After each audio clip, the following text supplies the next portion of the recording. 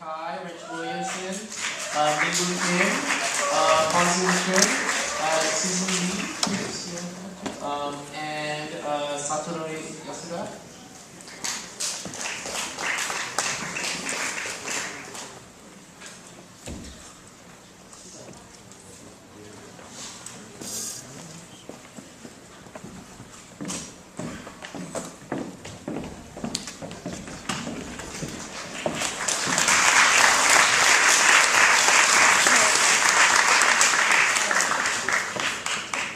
So maybe just introduce yourself and what film you work on.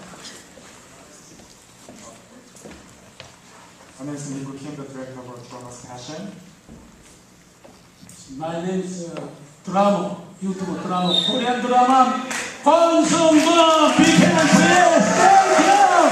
I'm adding the 71-year-old man. Too young looks like, yeah? Thank you so much. Hi, my name is Susan Lee. I'm the producer of the film for, A John's Passion. I'm Rich Williamson. I shot and edited and co-directed the Sugar Bowl session. Hello, my name is Jasmine Kai, and I co-directed and produced the Sugar Bowl. フラミズロックを作りました安田悟と申しますが、今日は雨の中ご一緒に誠にありがとうございます。情報営業になります。My name is Satoru Yasuda, and I made the film Granny Rock. And today is a bit rainy, so I really appreciate everyone come out to see the films today. Thank you. One of the really interesting about this program is that when we were programming these films, going through all the submissions, we really noticed like a batch of films that really dealt with intergenerational issues. You're all young filmmakers, but you kind of engaged with people of other generations. So, and it wasn't just kind of like the stories about older folks, but people who were really active. So I want to ask the directors. Tell us about how you met your subjects, and then also, second, how you approached them to do the film. Start. Oh, okay. So, maybe you should start. Oh, we'll start over here. We have 3 characters in our film, and we met all of them in different ways. Edouard, who was kind of the guy with the painting of himself in a sugarcane field. He was a friend of a friend, and a friend of mine suggested, this guy knows a lot about, he's basically a Negro socialite, and he knows everything that goes on in kind of the upper class of the island. So that was the first one. The second one was Ramon, and it was basically Nicole, our producer, and I just researching from Canada, and we came across him a lot, and we thought he'd be a good character. We phoned him up, and that's how it started. And then the farmer, Angelito, we found on the ground, Nicole found on the ground when we were in the Philippines. So.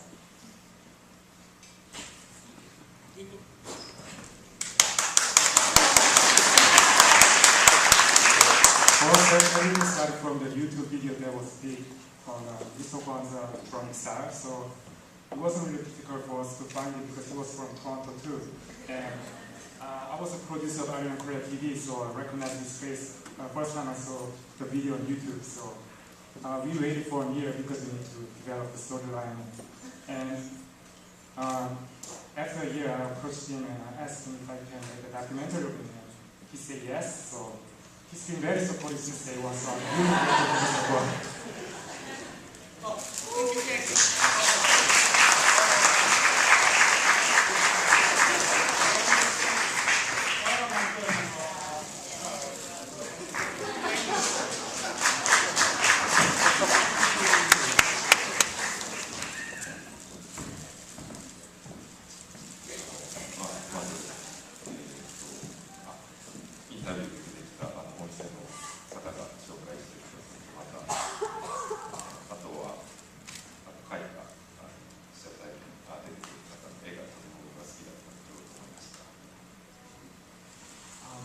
just like in my short film, that's how I met the artist Mia Sun. I guess at the bar, and I was very much intrigued by the drawings that were also I found in the bar. So that's how I first started. We've got a lot of folks here who probably have questions, so I'm going to open it up to the floor. Anybody have questions? All right, right here. For each of the filmmakers, maybe you can shed some light on how you approached the shape of the storyline. Is it just something you just shot, or how did you make a story out of it? Or the majority of them seem to be documentary.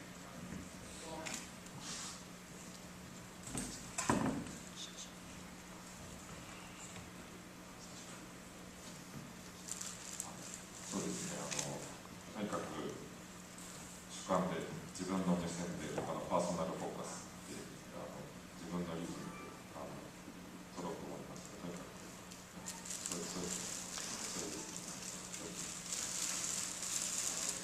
自分の目線で自分の呼吸でそうやろうと思いました。I just kind of followed my own pace, my own rhythm, and almost like just following the breathing pace. That's how the storyline followed. For us, it was kind of we started out, the shaping of the story is something that happened over the process of several months, so I'll condense it. But basically, we went into this project knowing we wanted to have many different voices telling the story of this place and what happened to it. And so we went in knowing we wanted to shoot people from different backgrounds. We knew that. But during the editing process, we cut out a lot of people that we felt kind of muddied the storytelling a bit. So it became a lot more focused during the editing process, I guess you could say. So that's just a summary of how the story shaped up. For us, we knew the story too well because it was in Korean newspaper, so I heard the story and I researched it for a year. But it didn't work that way because Mr. Pong is very spontaneous, and when I ask him a question, he's saying something else. So I'm ready to go, and we just kept the best part in the documentary.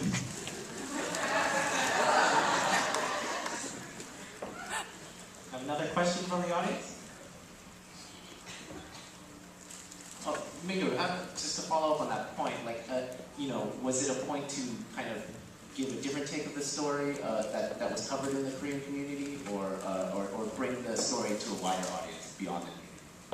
Yeah, we just wanted to bring the story to the wider audience here in the Korean community because Mr. Pong is like hidden gem, So I just want to let the whole world know that his name, because people don't even know his name, right?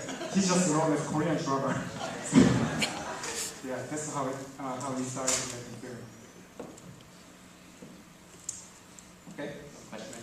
For the directors of Sugar Bowl, what decided you on the topic of Negros in the first place? What piqued your interest about that particular place?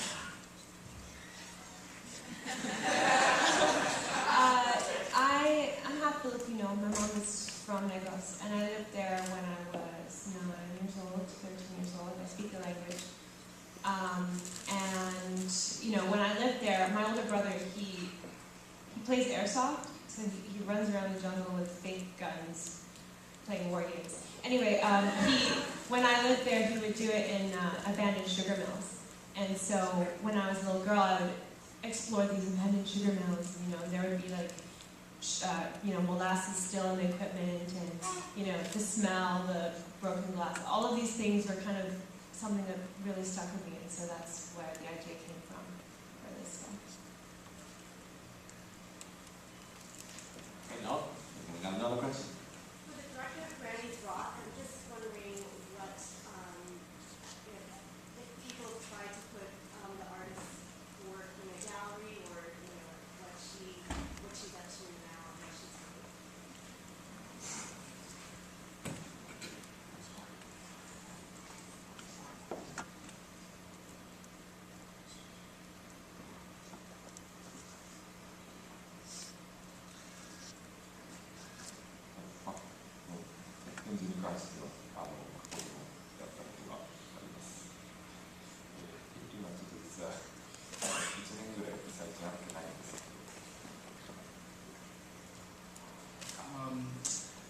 Yeah, actually, she has had an exhibit in the past, and unfortunately, I haven't seen her in about a year. なんか一つ出てき、一つ出てきていろいろな話を今もアグレッシブペインティングしているそうです。But from that time, she was still as aggressively creative and drawing and continuing her artwork.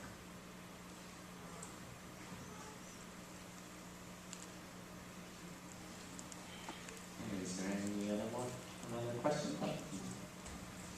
This is for the filmmaker, Rose Ashes.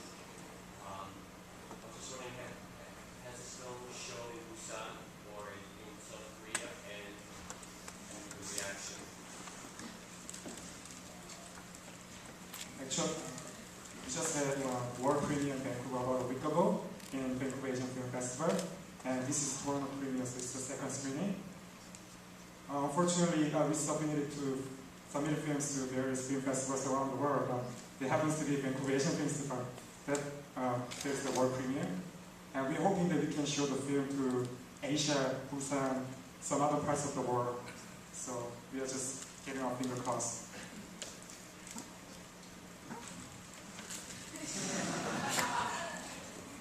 Okay, there's a question in the back. Regarding Drummer's Passion, you don't have to keep your fingers crossed from anything. I think you need to link it to the YouTube video and let the world see it that way. Eventually, I know, because I saw it on YouTube and I've been a fan of the Korean drummer for the last 2 years, so I'm all about it. You don't have to keep your fingers crossed. The world will see it, and you deserve to be seen. It's better.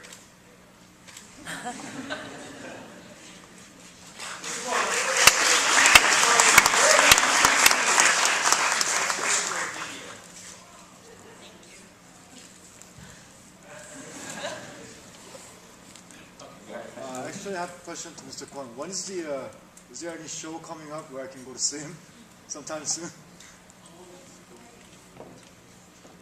Yeah, I want to now, 71 years, maybe I stayed on the Korean and Korean and maybe Canadian, Chinese, Japan. I on the volunteer, okay, volunteer, and you call me and Mr. Kim, and I want the concert too. Maybe you try stage. I free concert, free drop, okay. You call me and Mr. Kim. I want to concert too. You make a fair drop anytime. Next year, anytime. I like to drum. I like to drum. You call me Mr. Kim, okay? Please consult to you. Call me. What's telephone number?